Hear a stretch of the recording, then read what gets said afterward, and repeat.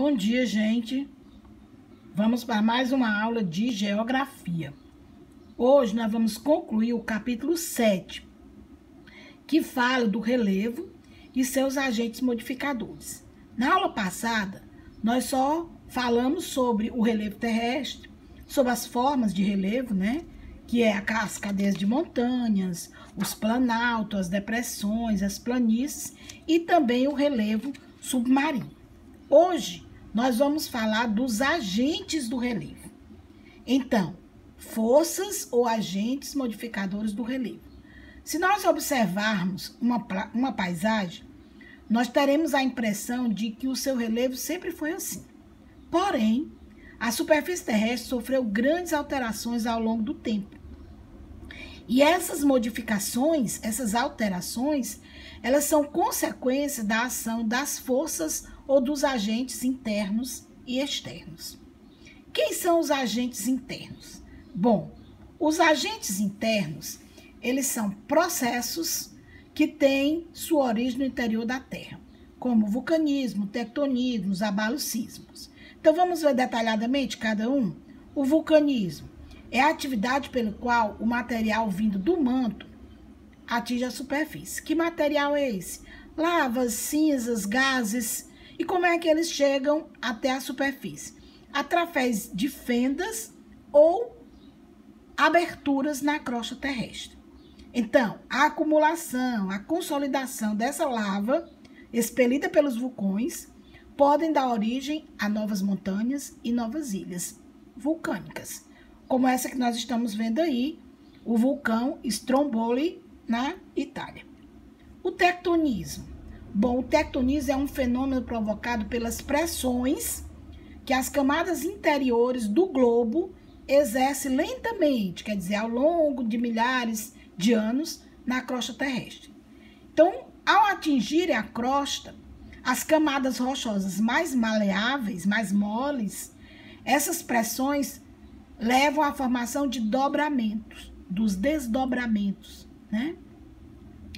E no caso deles atingirem as estruturas rochosas mais duras, eles darão origem às fraturas ou falhas, como uma espécie de quebrou. Aí nós temos dobramentos e falhas. É como se o terreno baixasse, né? Quebrasse. Então, nós temos as rochas mostrando dobramentos em Hammerfest, na Noruega.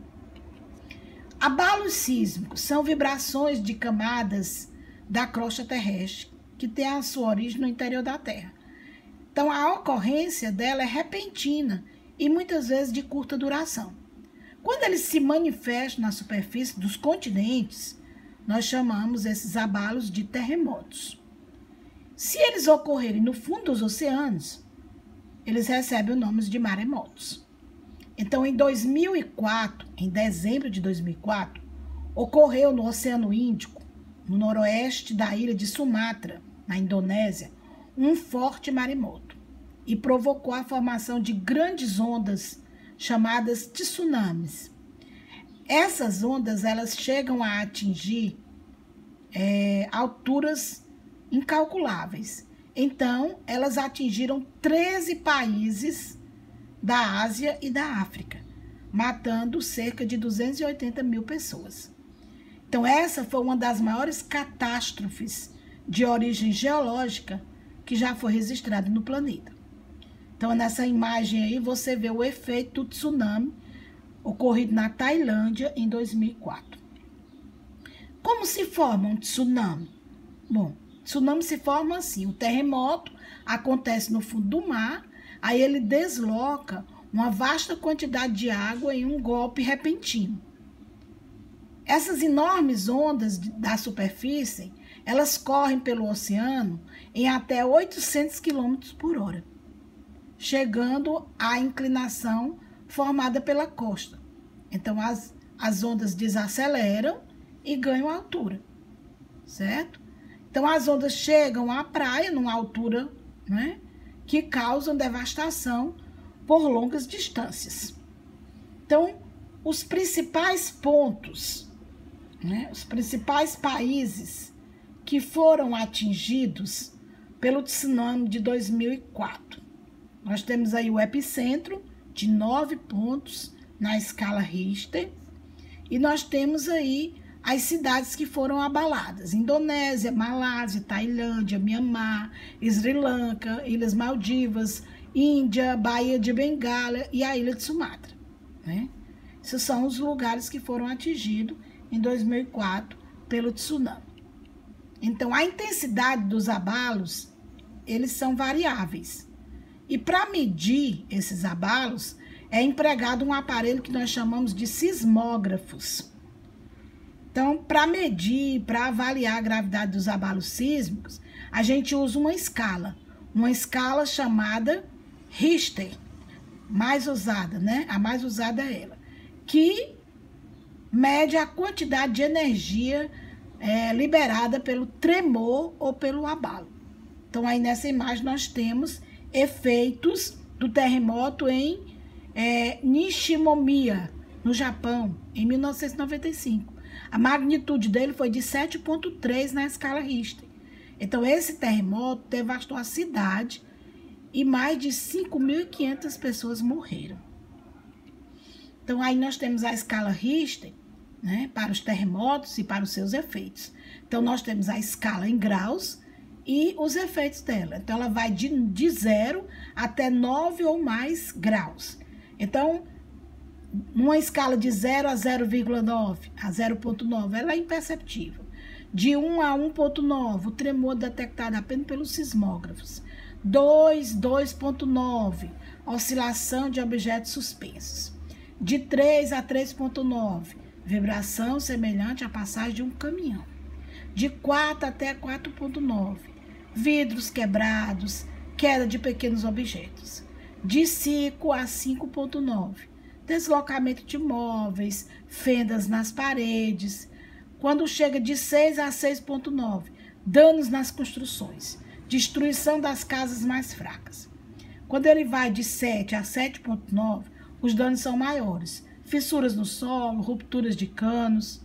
Quando ele chega a 8 e 8,9, as pontes são destruídas, há desabamento na maioria das construções. E quando ele atinge 9 ou mais, a destruição é quase total das construções. O tremor da terra é visível a olho nu. Então, os agentes externos que estão aqui fora. Os agentes externos mais importantes são a água, o vento, as geleiras e o ser humano. Então, a ação da água e dos ventos, ela é realizada em 3 etapas. O desgaste, que é a erosão, que nós vimos naquele outro conteúdo, o transporte e a deposição. Então, vejam bem, a ação da água. As águas das chuvas que caem sobre a superfície terrestre, ou elas se evaporam, ou se filtram no solo, ou simplesmente escoam. Se a área for relativamente plana, parte da água da chuva cai e escoa sobre o terreno suavemente. Já em regiões mais acidentadas, podem se formar enxurradas e acontece o que nós chamamos de deslizamento de terras, como aconteceu em Campos do Jordão, em São Paulo, no ano de 2000. Aí os rios. Bom, o trabalho dos rios é um trabalho de desgaste das águas dos rios sobre a superfície, que recebe o nome de erosão pluvial. Por meio da erosão, o espaço do leito do rio é ampliado e formam-se 2 vertentes que delimitam o trecho por onde ele vai correr. Então, a rigidez com que o rio amplia, né, a rapidez com que o rio amplia o seu leito depende de quê? Do volume de água que ele apresenta, da forma de relevo onde está ocorrendo e da natureza das rochas por onde ele corre. Então, ao passar por terrenos pouco inclinados, quando a força das águas diminui, o material desagregado pelas águas dos rios vão se acumulando ao longo das margens, podendo dar origem às planícies. A água do mar. Bom, o choque constante das águas marinhas com o continente contribui para modificar o relevo litorâneo. Então, essas ações das águas do mar sobre os costões do relevo litorâneo tende a desgastá-los com o tempo. Então, o trabalho desse desgaste do relevo pelas águas do mar é chamado de abrasão marinha. É esse exemplo que nós estamos vendo aí, da falésia da Praia de Torres, no Rio Grande do Sul, em 2003. As geleiras. As geleiras, os movimentos ou as alternâncias do gelo e o derretimento das geleiras também contribuem para o desgaste do relevo. E ao se deslocarem, agindo sobre a crosta terrestre, as geleiras causam um tipo de erosão que é denominada erosão glaciária. A ação dos ventos. Bom, os ventos, eles produzem modificações no relevo, nós sabemos disso. E eles fazem isso por meio da erosão eólica. Porque quando o vento lança pequenas partículas de rochas contra outras rochas, ele vai provocar um lento desgaste por meio do atrito. E aí forma esses relevos que nós estamos vendo aí. A forma de relevo que é resultante da ação do vento e da água, né, em Ponta Grossa, no Paraná, em 2005. Então, a ação dos seres humanos. Os seres humanos, eles são agentes modificadores do relevo. Eles interferem na dinâmica da natureza. Eles constroem estradas, túneis, viadutos, né, pavimentação de ruas, avenidas e também extraem as riquezas naturais. Por exemplo, os holandeses, né, aumentaram a área do seu país conquistando grandes porções do mar por meio de aterros construídos pelo homem. Os terrenos que resultaram da ampliação do território holandês são chamados de polders, que é essa imagem que vocês estão vendo aí. Quer dizer, tinha pouco terras, então eles aumentaram, né, a área do seu país através dos polders. Então, esse é mais um exemplo da capacidade humana de modificar as paisagens naturais. Mas, antes de se realizar as modificações desse tipo, não é chegar e fazer, não. É necessário um estudo, né, do qual participam órgãos do governo, universidades, organizações não governamentais, entre outros, né, cientistas, para avaliar as consequências ambientais e as consequências sociais dessa modificação. Então, aí nós temos, por exemplo, o Aterro do Flamengo, no Rio de Janeiro, né, também teve a participação do homem. O homem fez algumas modificações aí no relevo do Aterro do Flamengo, do Rio de Janeiro. Essa foto é de 2008. Então, muito obrigado. Vamos para a nossa aula e nossas atividades.